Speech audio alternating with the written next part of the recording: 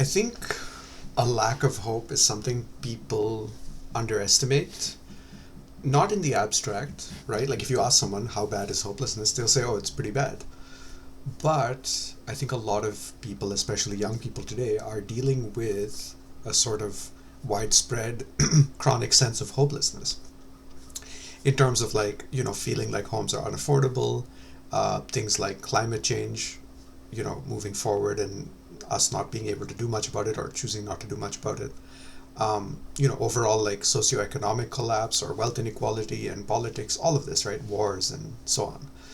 Um, and a lot of it can make people feel like there's not much point in trying and they can't really achieve any ambitious goals, right? Like many young people feel like they cannot own a home, they cannot really build true wealth, and they might struggle to actually be sort of to build a family or be financially stable or things of this sort.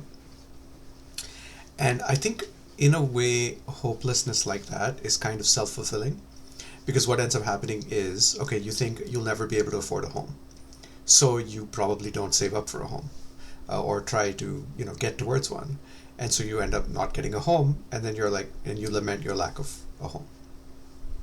Now, of course, there are two approaches to solving the problem of not being able to buy a home, right?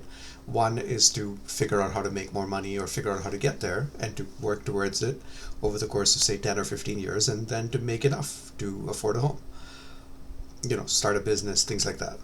The other alternative is, of course, to just decide that it's okay to not own a home and to just rent, and that's fine. And once you decide that, the funny thing is, right, like Naval Ravikant says, desire is a promise that you make yourself to be unhappy until you get what you want. So you're deciding to be unhappy until you get that thing. So if you just decide you don't want it, that's as good as having it, basically. But the other insidious thing about hopelessness is that it actually, one, it breeds more hopelessness, but also it kind of spreads and creates a sense of passivity. And to me, passivity is irresponsibility because you're choosing not to take the actions that are in your control to create the outcomes that you want. So a lot of the time, the hopelessness that people sort of give into will end up leading to the outcomes that then breed more hopelessness, right? The reality is almost any goal that you can set, you can achieve given a long enough time horizon, right? So if you want to make $10 million, you can do that in your lifetime, pretty realistically. A lot of people feel like they can't, but maybe that's because they're only looking at it through the lens of employment. But like if you start your own business, if you learn some skills, if you work on commission, whatever it might be, right? There are so many ways to get there. Even if you work as an employee and you invest and you're consistent about it, you can get to 10 million in like 40 years, right? So that's very doable, especially with the way that money compounds over time and just growth in general, as well as your skills and your capability. Like the question is, do you think you can create $100 million of value in your life and capture 10% of it?